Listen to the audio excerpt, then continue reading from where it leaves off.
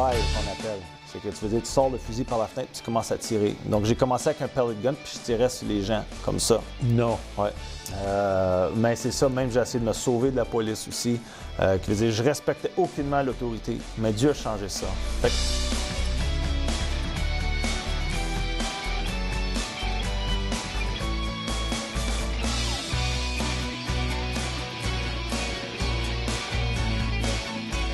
Dieu l'attend d'aimer le monde.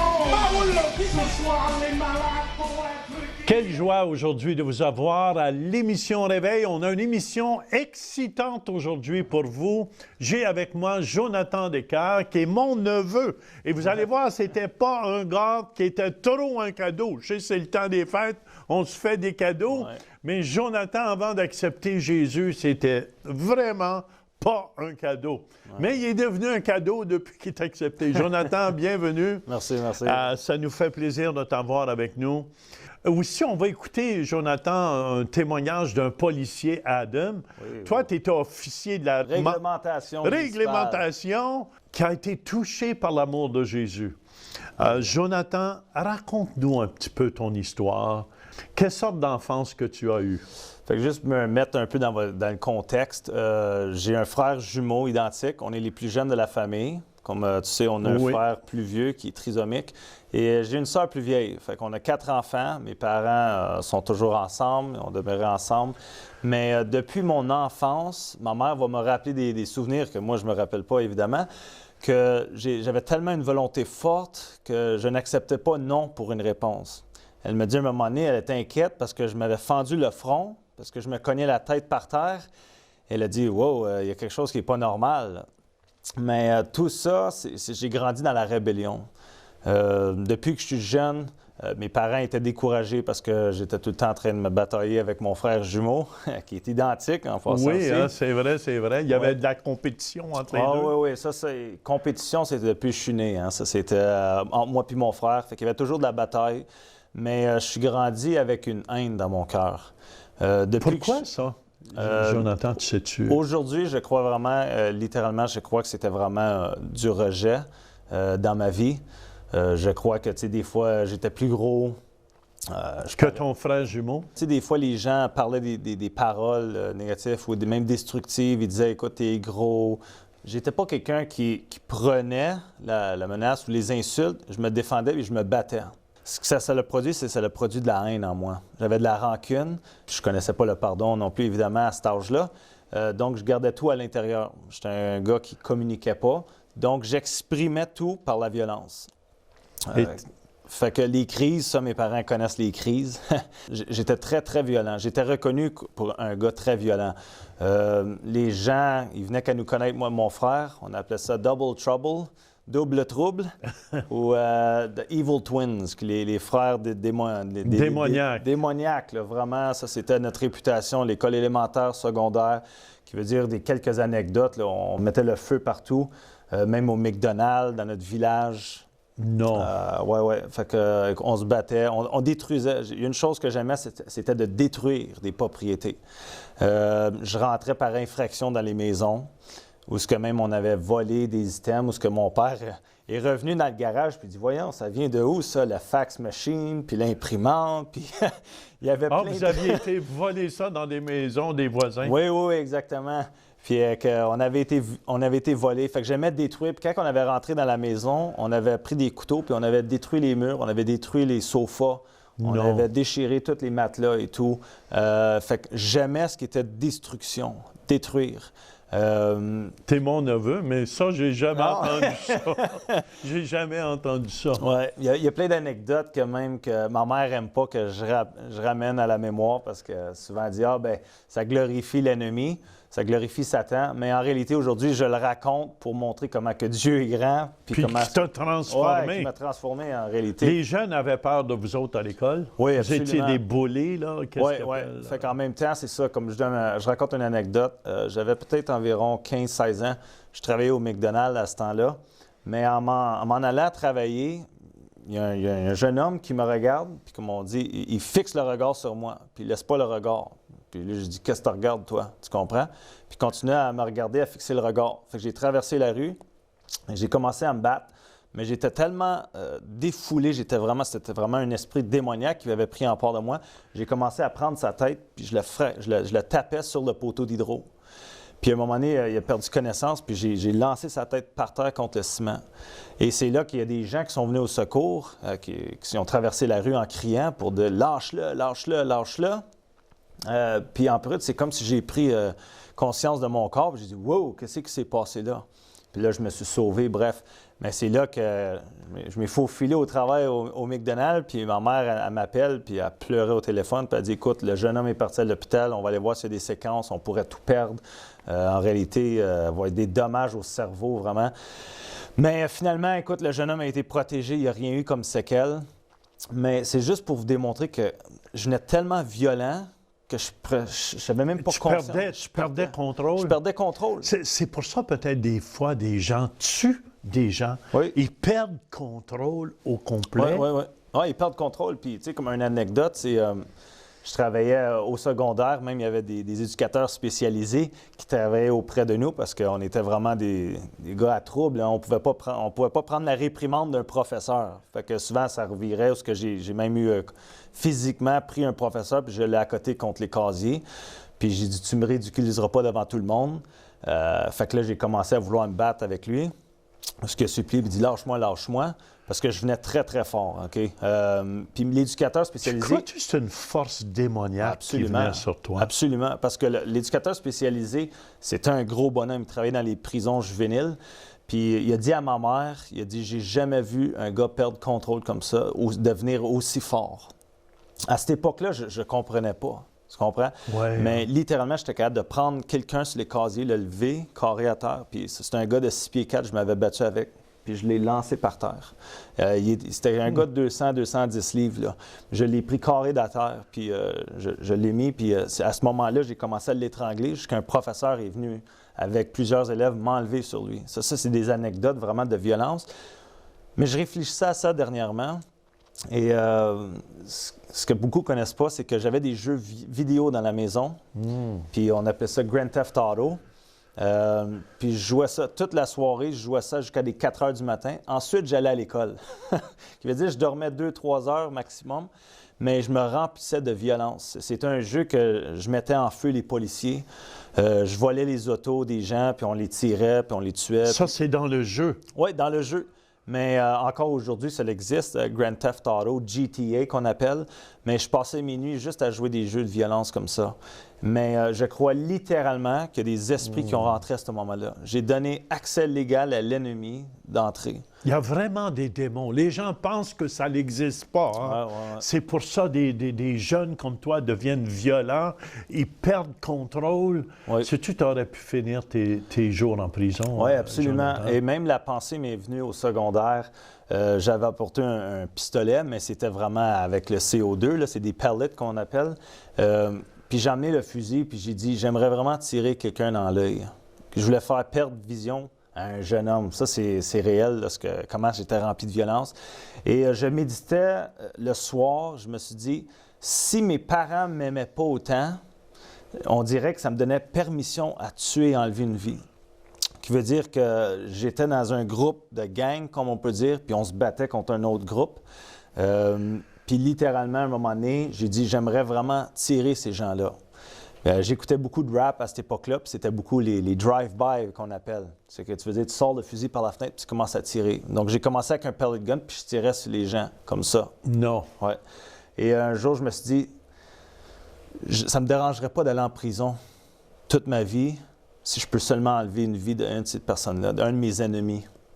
Mais ce qui m'empêchait à ce temps-là, c'est que j'avais peur de blesser le cœur de mes parents. Je ne pouvais pas supporter le fait que mes parents passeraient leur jour, leur nuit à pleurer parce que je suis derrière des barreaux. Mais ça, c'était à quel moment j'étais prêt à tuer quelqu'un. C'est là que l'amour des parents inconditionnel. Les parents, découragez-vous pas à la maison. Vous entendez l'histoire de Jonathan? Découragez-vous pas à la maison. Peu importe comment sont vos enfants.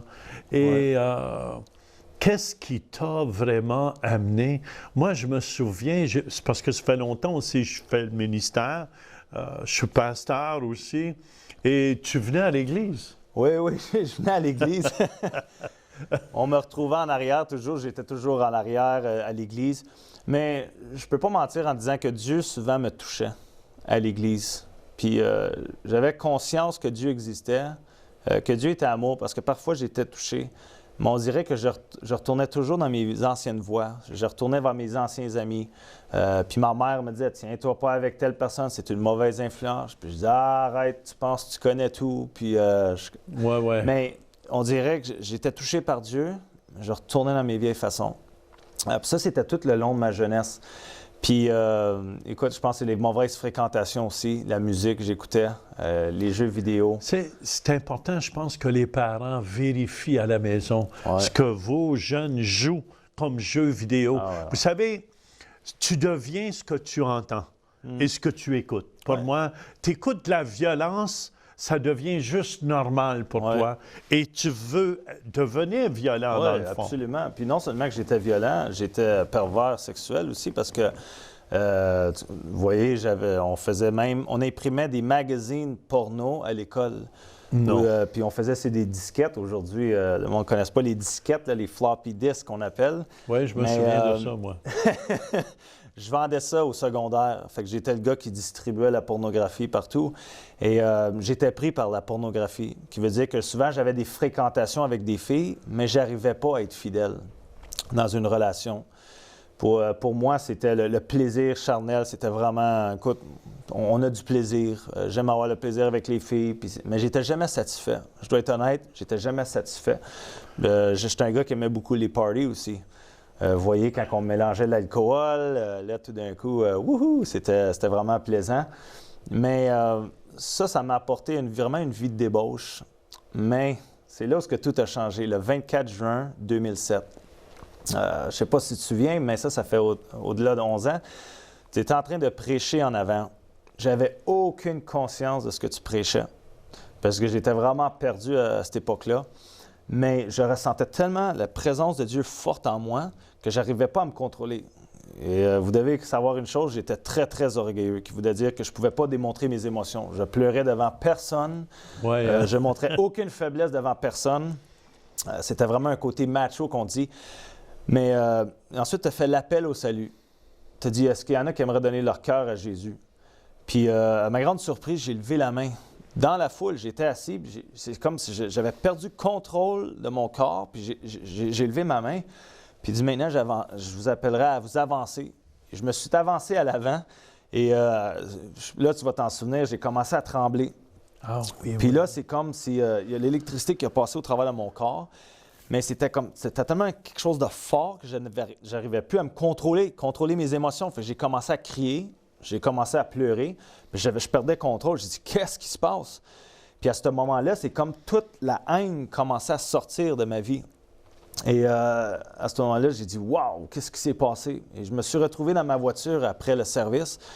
Et je vous dis, à ce moment-là, j'ai pris tous mes CD que j'avais. J'avais toute la collection de Tupac, de Biggie Smalls, Notorious B.I.G., NWA. C'était tout vraiment le rap populaire à mon époque. Aujourd'hui, ils ont tout Spotify, fait qu'ils ne savent pas les CD.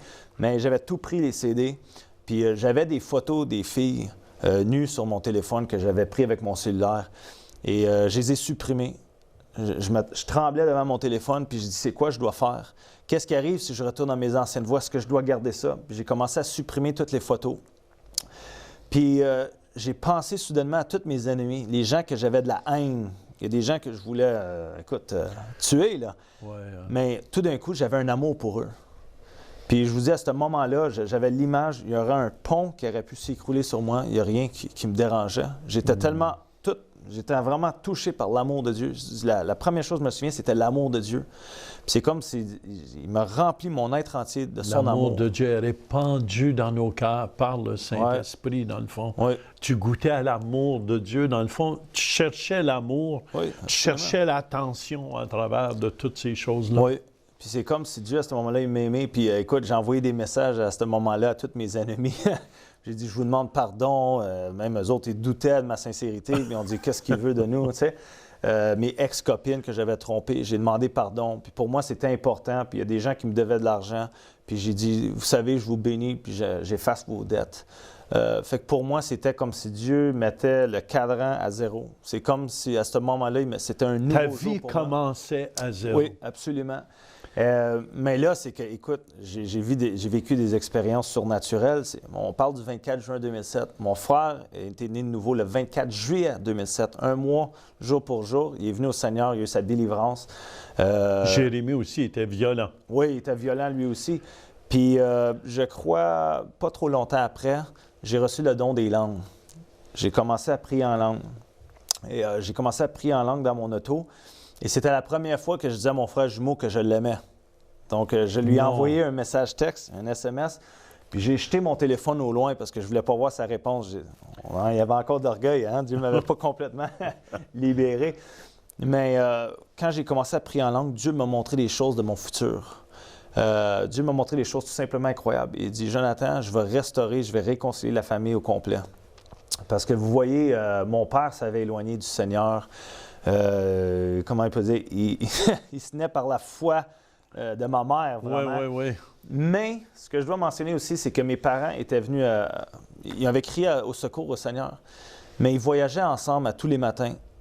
Puis ce que je ne savais pas, c'est que pendant un an de temps, ils ont commencé à prier jour après jour pour la délivrance de moi et mon frère, qu'on puisse commencer à expérimenter puis à être né de nouveau. Fait que là, aujourd'hui, je réalise, wow, l'importance de la prière. Puis vraiment, il faut jamais, comment on peut dire, perdre espoir dans des gens qui sont rebelles. Parce qu'en réalité, ils ont besoin d'être touchés par l'amour de Dieu. Dans le fond, plus tu es dur, dans le fond, c'est parce que plus tu as besoin de goûter cet amour de Dieu. Là. Oui, parce que souvent, le non-pardon, la rage, la rébellion, toutes ces choses endurcit ton cœur. Mais là, les Écritures, c'est pour ça que les Écritures nous disent que Dieu va nous donner un cœur de chair, puis il va remplacer par celui qui, le cœur de pierre. Fait qu'en réalité, j'avais un cœur dur, j'avais un cœur rocheux, mais Dieu m'a donné un cœur de chair. Qu'aujourd'hui, je pardonne à mes ennemis, j'ai pas de problème. L'offense vient, puis je dis non, Seigneur, toi, tu m'as pardonné de toutes choses. Qui suis-je pour retenir une de tes enseignements favorites, c'est l'offense que tu as pris de John Bevere aussi. Et surtout, mon deuxième, c'est l'honneur à l'autorité. Puis c'est drôle pour moi parce que je détestais l'autorité. J'aimais pas les gens qui me donnaient des commandements, et ainsi de suite. Les professeurs, je détestais les professeurs. Je détestais les autorités policières. Je me faisais arrêter souvent par la police. Mais c'est ça, même j'ai essayé de me sauver de la police aussi, qui veut dire je respectais aucunement l'autorité, mais Dieu a changé ça. Fait que l'important, c'est que Dieu change notre cœur. Amen, amen, amen. Puis Jonathan, je pense que c'est le temps des fêtes, puis vous savez, le plus beau cadeau d'amour qu'on peut pas avoir, surtout pour commencer l'année, amen, c'est d'avoir Jésus dans son cœur. Vous savez, moi, je le sais, c'est le plus beau cadeau. Je savais que Jonathan, c'était grave un peu son affaire, mais pas comme ça. Pas comme ça, je pensais pas. Mais aujourd'hui, je tiens à vous dire, il est tellement transformé que Jonathan, c'est lui qui est en charge de tous les jeunes à l'Église. Il leur enseigne, croyez-le ou non, la bonne voie, la voie qui est Jésus-Christ. Et on se réjouit aujourd'hui aussi. Jonathan, si tu veux, on va revenir, puis on va prier pour vous à la maison. Puis Jonathan, tu vas nous raconter un peu d'autres anecdotes là, de qu'est-ce que tu fais aujourd'hui, la main de Dieu que tu vois agir, comment qu'elle agit dans ta vie. Mais si vous voulez, on va écouter Adam, qui est un policier, qui a été touché aussi par l'amour de Jésus. On écoute ensemble et on vous revient. We were in church a lot of times. We were there 4, 5, 6, sometimes 7 days a week. It made me feel good. It made me feel like I was closer to God. When he was 10, Adam Davis asked Jesus to come into his heart and forgive his sins. But to him, being a Christian meant following God's rules and trying to be perfect. I was trying to be good enough. I was trying to live up to a standard, and I can't be good enough. If I can't be good enough, what's the benefit of being good? Unable to keep his self-imposed high standards, Adam started making compromises. Through junior high and high school, he went to church on Sunday, but for the rest of the week, he drank and chased girls. Was any of it really sin? Yeah, it was sin. It was bad. It hurt him. But I couldn't comprehend that because I didn't know him on a relational level. I still had trouble understanding and comprehending who Jesus was. more than just a story figure. After graduating from high school, Adam married his girlfriend, Amber. He tried to be a good Christian, but always left Jesus behind at church. I knew him on a prayer level. I knew him at an altar level, but not at an outside level where you're living every day. I was putting God in a box, that he had to exist within the confines of a church. It put me in a position to where I was more willing to make bad decisions that would not honor him. By 2009, Adam and Amber had 2 kids and a third on the way. Adam decided to join the Dothan, Alabama police force. Being a law enforcement officer, I didn't go into it because I thought it was going to be easy, or just get to drive fast and have guns, and I felt called there. It also fit into his view of a religion without grace. My view of God was like rules and regulations and standards, and I wanted to hold people to the law. I wanted to enforce the law and do a good job at it, but at the same time, I felt like I had to live a level up, above that. It's intimidating, it's exhausting. It's just mentally exhausting to live like that, to feel like you've got to always be perfect. He quickly moved up the ranks in a variety of departments, but paid a heavy price for those promotions. Dealing with the stress of the job, that was having a tremendous toll on my marriage because it's taking a toll on me. Mental exhaustion, spiritual exhaustion, emotional exhaustion, physical exhaustion, and you just don't want to communicate. You shut down, you lock yourself out. I saved all the good I had for what I did on the street, or what I did in investigations, or what I did on the job. And I gave my best away and didn't save it for my family. When Adam started working in the sex crimes division, his empathy for the victims made him question God's love. Seeing the pain that others went through, seeing the just blatant evil that's present in society that most people will never know about, caused me to ask God, if you love us, why do these things happen? If you love us, then why do little babies suffer? Why do children suffer? Why do innocent people suffer? And why is evil so prevalent? And it was almost on a level of interrogating God and saying, if you are love, and your Bible says you're love, your word says you're love, if you're love, then why do these things happen? My wrestle match with God lasted 6 months, but it felt like eternity. I got to a point to where I said, I have tried to prove you. I have tried to find facts about you. All I have is your word. I said, I can't prove that you exist. I can't put a finger on you. But I believe in you because I choose to believe in you. Inside, I was broken, beat down, and probably felt more defeated than I'd ever felt in my life. And I just totally surrendered. Nothing compares to the love, the embrace I felt from Jesus in that moment. Surrendering to God released the pressure Adam felt to be perfect, and he invited Jesus into every area of his life.